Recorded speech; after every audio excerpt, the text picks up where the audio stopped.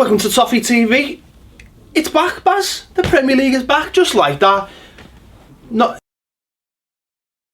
We were having triple bypasses, you know, and needing extensive surgery after, and that's just us because of the way we were last season. And it's, before you know it, we're back, and it's the Premier League, and it's Spurs at home, first game of the season. Nice traditional Saturday, 3 o'clock kickoff. Happy days. And we're away. Could have had an easier start, to be fair. Would you have wanted an easier start? Well, yeah. Would you though? I would have. Yeah, well, of course I would. But I suppose you know what you're going to get. You know that we're going to be in for a tough game. And we've got to be ready to go, haven't we? And maybe we'd have got a promoted side or someone like that. It might have been... See, they're the ones I don't No, well, like. we had it last season, Yeah. didn't we? And it didn't work out the way everyone thought it And the year did. before. And the year before. Yeah. Three 2-2 draws in the last 3 years. So was it the year before or the year before? I don't know. 3 on the run, Yeah. Yeah. So Tottenham, it's a tough game. Obviously, it's not a game they'd want. They're slow starters. You know, last season bit of a slow start.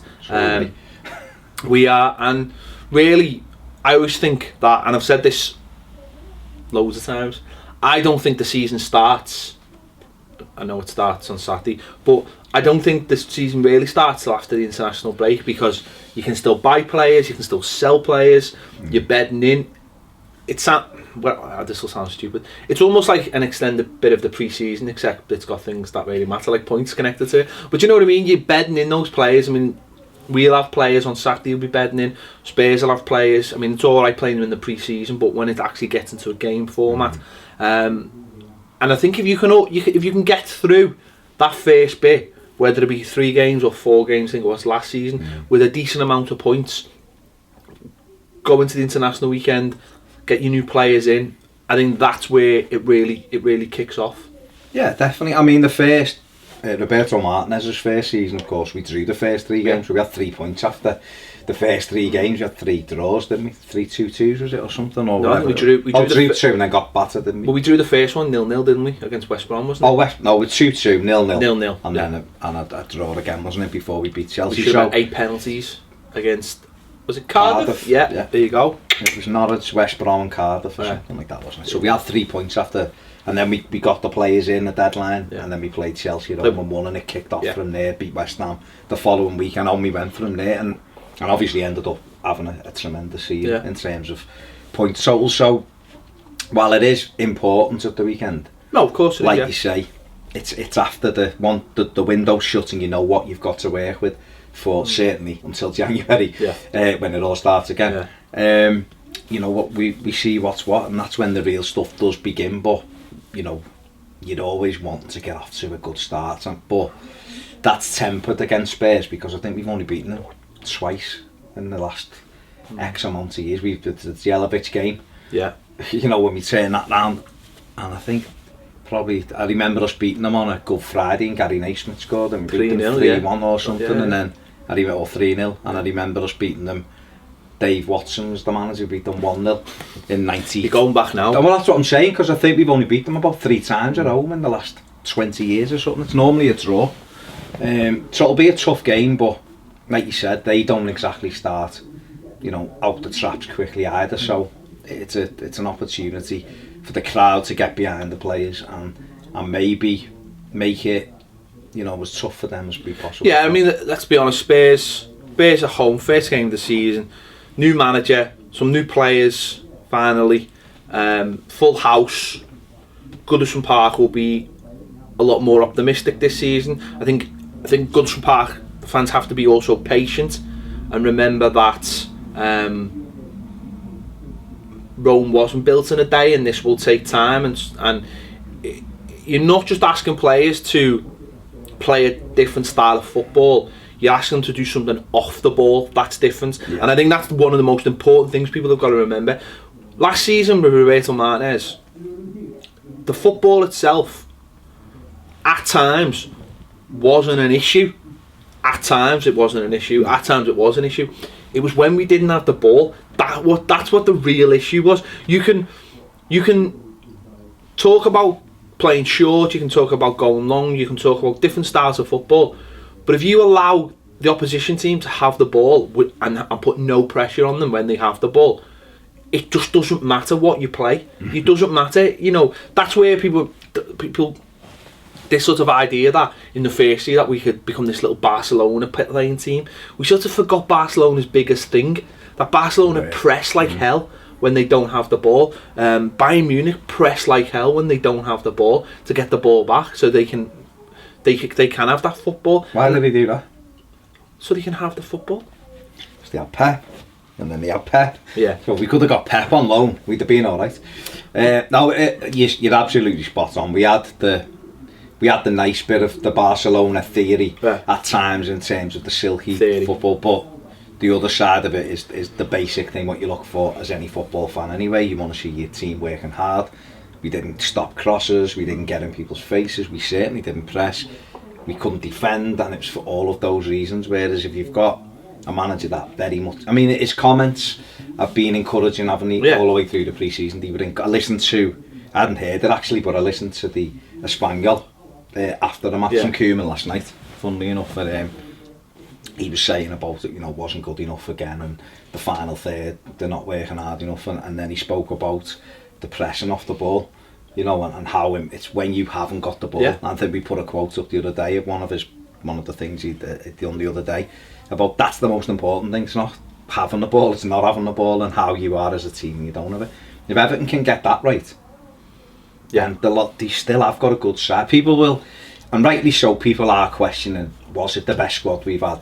And we will question it. I think talent-wise it probably was, but if you haven't got the right components, if you haven't got people doing the right things, David Moyes had far less talented squads than what Roberto Martinez has. There's no question about it. But David Moyes' teams always had the work ethic, and Roberto Martinez' teams don't have that work ethic, and that's, if you could put them together, you would have a side, and that's cool. We did for a year. But even then, we still had spells in that first season. No, you're right. You know, but I think, you know, that's what Ronald Koeman wants to do. He wants you to work hard. He wants you to get in people's faces and press, and that's what we have to do. Yeah, definitely. I don't think that can be stated enough about how everyone knows how bad we were, but off the ball, it's so bad. So that's something but you can't just turn that on, can you? You can't just ask players who have had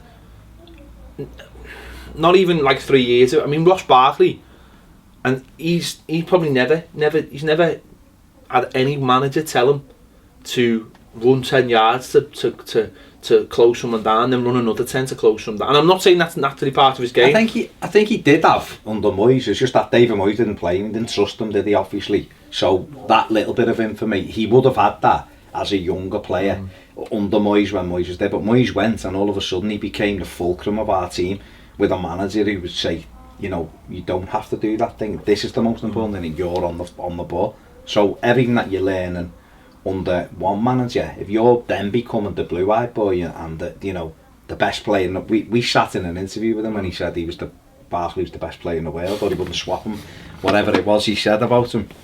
He did, yeah. All of a sudden everything else grows. You just start going, you know, your head gets a bit bigger, and the arrogance. I'm not saying Ross is arrogant, but that thing of I don't have to do that because it's not natural. Whereas now, because the reset button's been pressed, there's a new fella in place and he wants you to work.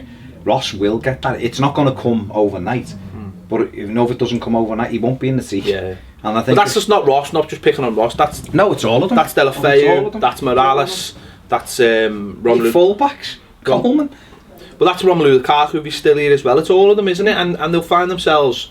I think it was key when he spoke about Idrissa Gueye, right? And it was the first time, other than us saying it and other fans saying it, Koeman actually said in that thing, he was asked about Gueye and he said, well, he's totally different than anything else we've got. Everyone else we've got is more or less the same player. And that's what we've said. Guy was a bit different at the weekend. He was fast, he could get in and block things. Okay, give a penalty, his touch wasn't great at times, but it was something different. And your squad has to be made up of many different things. It can't be 6 of the same type of player, because it doesn't work. You know, and that for me, that's why Williams will be a massive boost for Everton, because we haven't really got anyone like him. Jags would be the closest thing to him, but Jagielka's still. I love Jags, I love him. I do, but I think he's not a leader. I think what you'll get from Jagielka now, if he plays with Williams, he'll just be able to get on with do you know what? I was just about to say the same thing. I think Jags will love playing alongside Williams. I think Jags will be able to not worry about someone else standing who's next to him, get on with his own game, and not just have total faith, just defend and not have to control the whole line. Whereas Williams loves that. He absolutely loves it. So it's going. That's going to be the other thing I was going to say. It's going to be dead interesting because the back four. Stekelenburg looks like he's going to be the number one. Well, he is the number one of the keepers we've got at the moment. That worrying you? Do you know, I haven't seen enough of Stekelenburg. Do you know what? I don't think he's done too bad. No, I don't. He's not. What I mean is we're going into the season in 2 days' time. We're worrying you that he's not gone and got a number one. Or what? Because there's goal. We done a video on goalies. There's keepers there who we could have in. So that kind of makes me think: is there someone he really wants and he can't go for you? I think I think I said this on the preview video. It might be a case of some pieces need to be moved around the board at other clubs, and maybe something will drop in, and that's how it feels, doesn't it? I've got the feeling, and please do not quote me on this. I've just got the feeling that there's a piece ready to move somewhere, and when that happens, and everyone's going to say Joe Hart now, aren't they? But and it is Joe Hart I'm talking about. I do actually think that if they get Ter Stegen, we're getting Hart. We will try and get Hart. And I think Hart's a fantastic goalkeeper. He had a terrible Euros. It happens. People who slag him, I just think when people slag players, you've got to always remember, all you have to do really, and most people will do it, to be honest, is just look and go, is he better than what we've got? That's the reality. He's not David De Gea, but Everton couldn't get David De Gea, so could we get Joe Hart? It's debatable. But that might be someone else. That might be another player, another club. Timo Horn, Ben Lemo, we should have got them weeks ago. That's why I'm frustrated. But the more I think, the more I am subscribing to your view that it's why wouldn't he? He said he wanted to keep it. Why wouldn't he? And for all we're led to believe in things we've been told away from here is that he wants a number one. So it does feel like it's a bit mad. But Stekelenburg, I don't know. I haven't seen enough. He's done all right. He's done all right. He hasn't. We'll wait and see. But he's got bags of experience. But he's got a back four. He's got a back four in front of him, very experienced back four. That shouldn't let him down, and hopefully they can get the relationship quite early, and it could be very interesting, not just this game but after this game. I mean, in the coming weeks we could have a new goalie and a new back four partnership if things drop in, so which is. Well, again, that's putting a big statement down, isn't it, by the manager? Definitely. And I think the other thing, what we probably will see, and I kind of said this in the preview for the season, is that if what we're led to believe will happen in terms of a big centre half from the northeast coming in, the three at the back, I think we'll see sometimes. I really do. I think we'll see the three. I do think in some games we'll see 3-5-2. I think we'll see Ron with a partner.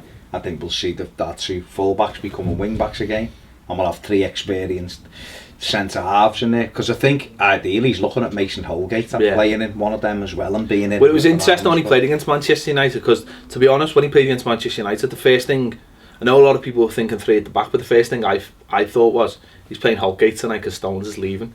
Do you know what I mean? Like it was it was almost like saying, don't worry, we've got this lad here. And he did very well, so he's another one who could drop in. John Stones was going, didn't he? It was only a matter of time, and and we all move on from him. Good luck to John Stones. So, listen, John Stones is going to be magnificent because he's got all the tools. I just think in the Premier League, you can't drop your level a couple of percent. It's too competitive, and I think when your mind isn't fully on it, and I'm not saying he ever went out and went, I don't care about Everton and I'm not going to try, but if your mind is somewhere else, even a couple of percent, you can get punished. I think he'll do great. I do. I think we've got Ashley Williams. I'm more than happy with. I think it's an amazing signing. Honestly, I think it's a brilliant signing, an absolutely brilliant signing. If you look at the amount of time he's missed at Swansea. He plays. But he plays. Oh, I know. He played all the time. The biggest compliment to me that I can pay him is that I thought he was a big stopper. You know, he was a big stopper. That's what he is. And every year he comes to Gooders and you think Lukaku will take. He'll have him. He'll give him a chasing.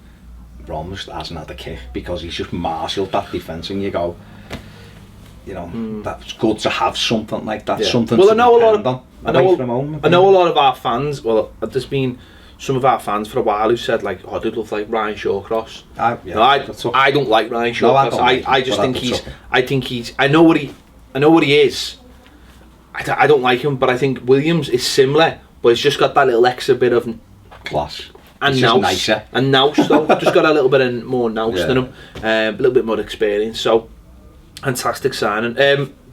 This is supposed to be a Spurs preview, so we better. Yeah, let's get back to Spurs themselves, I mean, they finished third last season, tailed off at the end. It's funny, really, because I've had this argument with Robbie from Arsenal Fan TV, and you know what he's like. You know, we finished second, and I mean, yeah, but it's weird because. Tottenham finished third, Arsenal finished second, but Tottenham were the only team who had actually had a go win the title. Yeah. Arsenal sort of just sneaked in at the end when Tottenham sort of just felt a bit once Leicester had won it, discipline and all the rest of it, the Chelsea game. So this Tottenham team, very, very good side. They've added to it with more youth, but I mean all those players we were told about. Euros, pretty shocking, weren't they? I mean, so do you think there'll be any sort of hangover from that? Didn't look like there was a hangover when they battered into Milan 6 or 7-1, whatever it was last week, 6-1.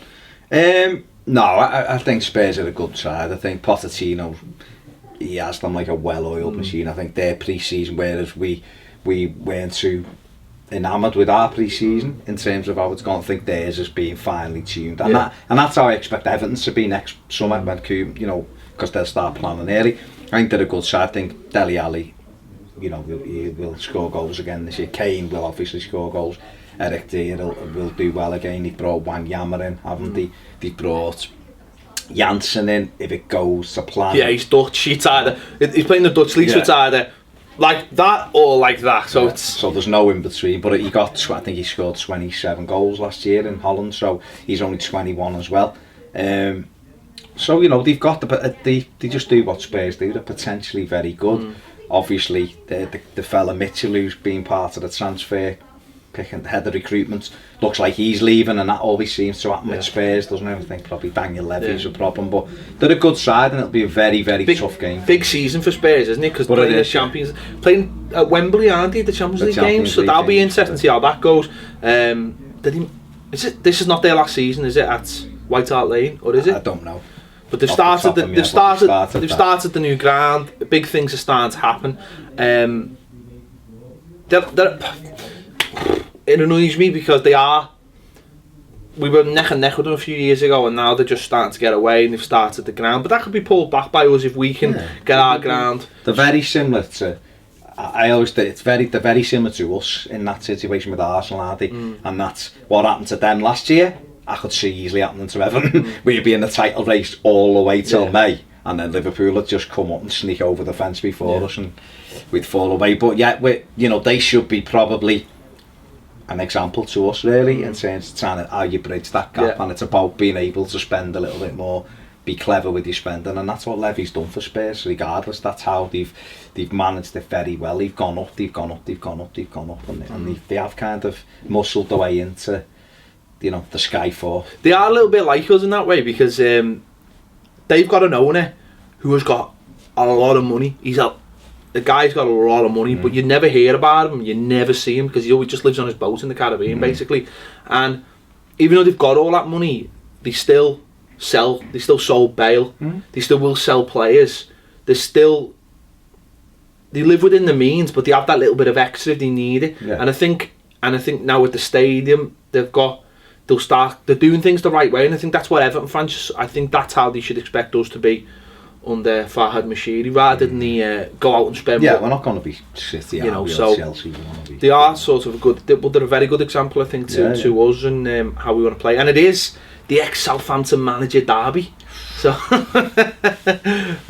Southampton fans won't know where to look. They'll just be hoping Just swerve it. everyone loses. Double lose.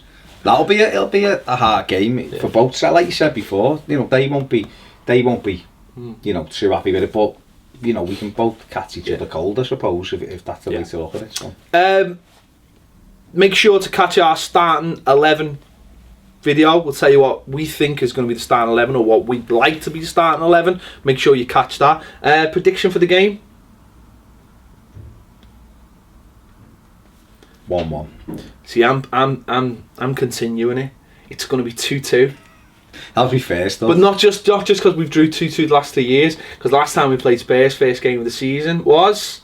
Must be literally right. Drop the ball in. Wayne Rooney started. Yeah, 16. Yeah. And we drew 2002. Was it August 2002? And we drew 2-2. We did. David Moyes' first full season. I think Pembroke scored, didn't he?